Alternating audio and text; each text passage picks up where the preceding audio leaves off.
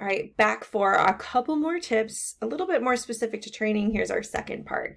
So I know I ran through this quickly in our part one mini lecture. And so we know it's a combination of many things that are going to determine if a mover is ready for a certain type of movement task. And even though I know we're focusing on youth currently, just because that's where we start with movers and that lifespan of athlete development, this actually can apply to adult movers too. So if you're training, an adolescent, college age, even, a 40-year-old in your personal trainer, chronological age might not make the hugest difference for, say, it's an adult mover, but it kind of does when we hit that back end of the spectrum as we get to someone that's in a more aging population. And when we look into skeletal age of individuals, I know there's plenty of tests out there, simple ones that we can take online that will tell us what the skeletal age of our actual bones are from an ossification standpoint on the older end. So there's a type of scan, a bone mineral density scan. There's a few different ones. One is called the DEXA scan that is used for also determining body fat percentage, body composition. And that type of scan is able to also look at our bone density. So even as adults, I'm in my 30s, it can give me a general number of the health of my bones based off of what it's going to look like. Essentially, it's a version of an X-ray type of machine.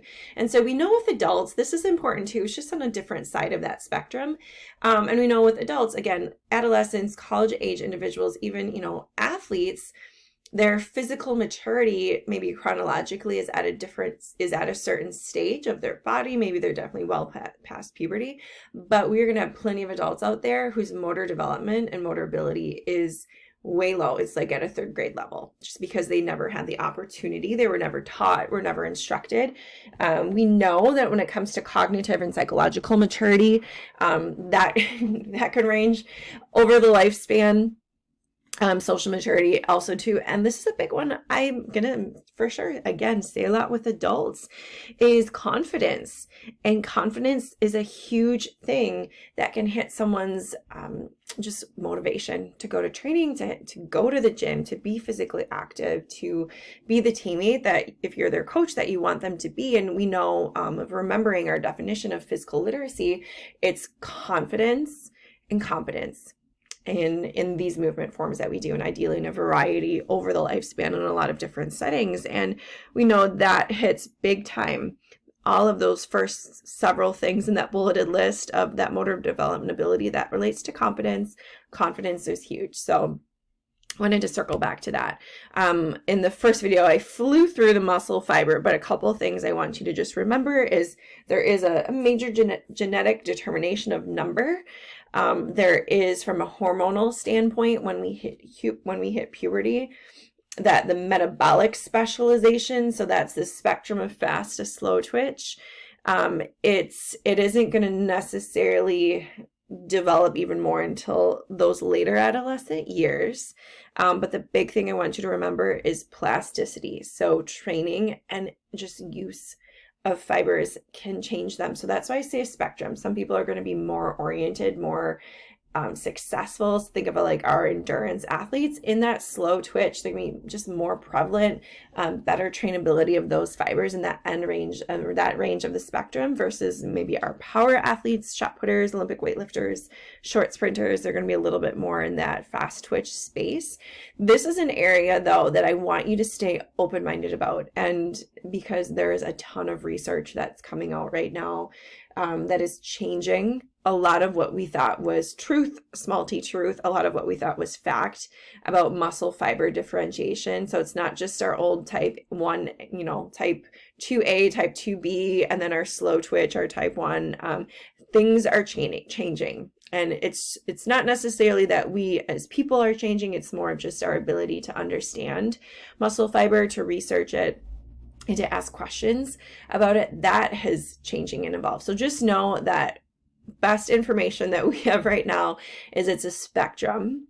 There's plasticity, that means changeability and trainability of those muscle fibers, and that especially in your upcoming years as coaches, as sports specialists, and movement educators coming out, that data and that research is going to be coming out. And so that is going to be changing a lot of the old beliefs, things that your coaches have told you. And so keep that in mind as we go forward. That's my soapbox on muscle fiber.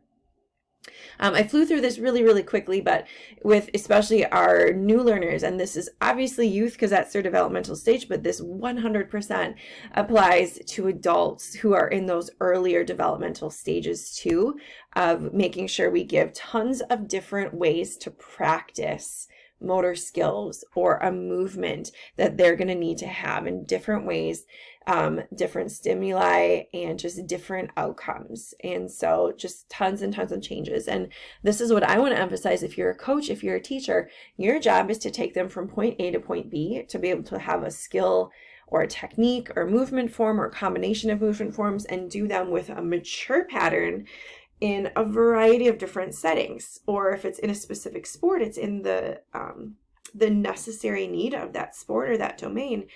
And what we know, so that our movers are more confident, and that they are more confident, they need a lot of practice, but it can't just be the same practice over and over again, because especially if we know in a dynamic setting, like in a sport or in a game, it's not always the same scenario. They're not always just going to get the pass at the same point on the 3-point circle and be able to take just a nice, beautiful open shot. There's always going to be differentiation. And so we have to know that in our training settings and practice settings, that's not the game, or that's not the performance. And so we put our rules in. We can change the rules. We can change the number of players that they're playing with.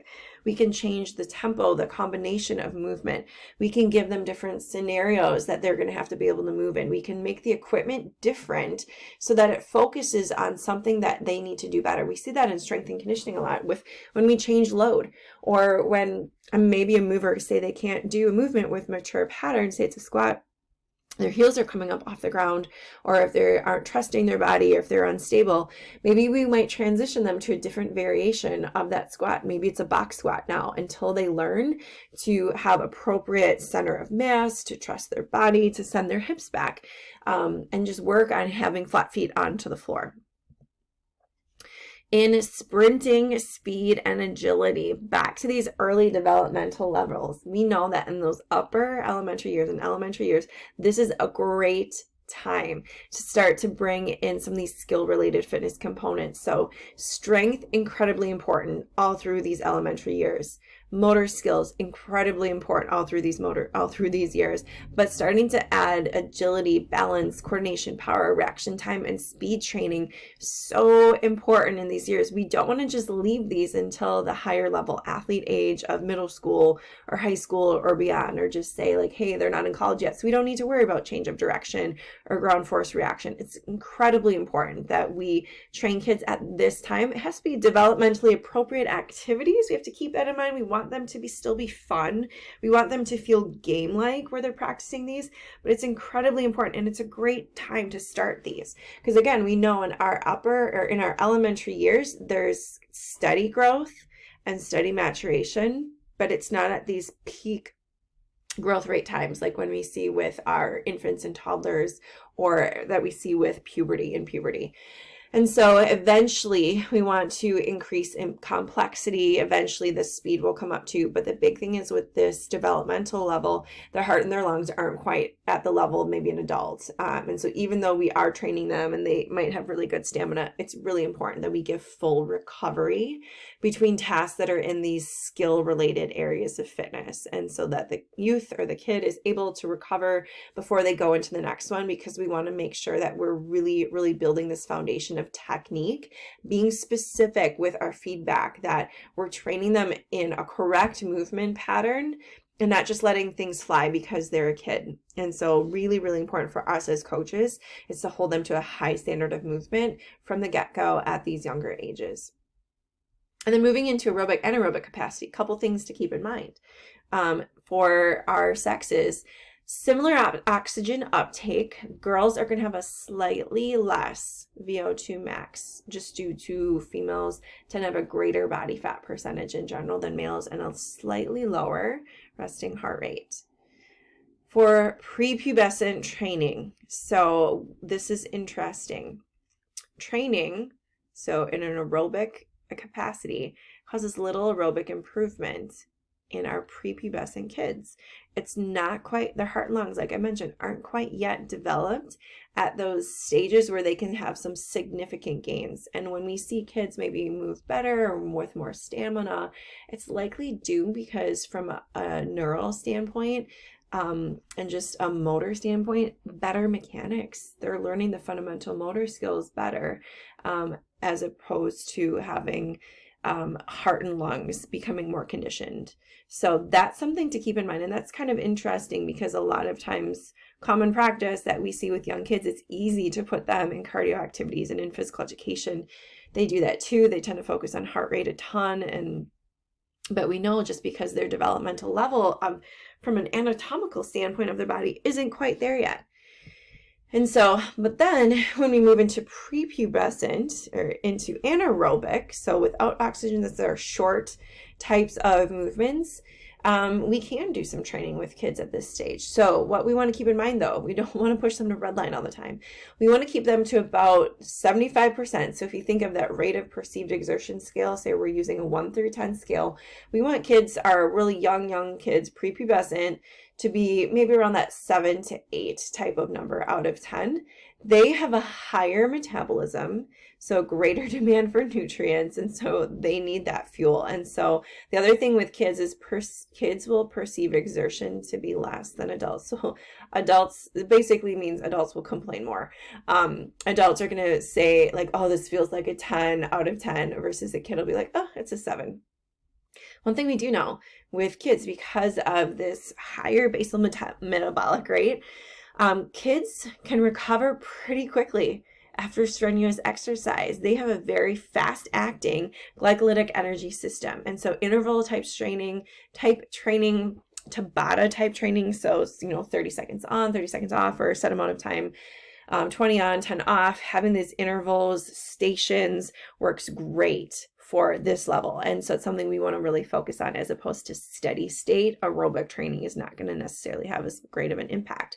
And then we also know that sprint and speed development, we can start it as early as 7. That's pretty young age to focus on speed training. So that's great news for us as trainers in the who are going to work on some aerobic training, as long as adequate recovery is given. So remember, is making sure that we allow them, when they're going through speed, agility, quickness, power, making sure they have full recovery, so that they, again, need to be still focusing on the mechanics and the technique when they're at these early developmental stages. Few things on strength training. Important news. This isn't the newest research or information. It's been out for a while, but society still has not gotten up to date on it. And so prepubescent children, they can increase their strength through resistance training. And we do have to keep in mind, they still are going to get a lot more gains, so-called gains, from motor learning, just learning and doing those movement patterns more proficiently than straight hypertrophy, just because they're prepubescent. However, it's important, so important, because then they know the movements. They can do them with correct technique, and resistance training is fully accepted and encouraged for youth. We still want to give them a variety of movements, technique development, and definitely a ton of work on hanging and climbing. Activities are going to work on them holding up their own body strength. Super important. And so we have to keep in mind, resistance training, it doesn't just mean that they are lifting weights or pumping iron. There's a lot of types of any type of resistance. That could be their own body weight. It could be with odd objects. It could be with some traditional equipment like kettlebells and dumbbells and when appropriate, barbells. But really, we're going to see a ton of body weight and just simple objects that are slightly loaded. And we know that we haven't had any long-term effects on youth, just because it's been within the last few decades where it's been appropriate. But what we do know is higher reps for our prepubescent children can be more effective as long as the number of sets is going to be low. So we still want to keep volume fairly low, but still higher repetitions we know can be effective. And partly why is because we want to emphasize motor pattern proficiency. More reps And an appropriate level of volume is going to have more repetition, more motor pathways are going to be reinforced. That basically means they're learning the movement. And so in educational settings, we want to make sure we're putting our focus for the kids away from max load until they have that appropriate time to be instructed and do it with correct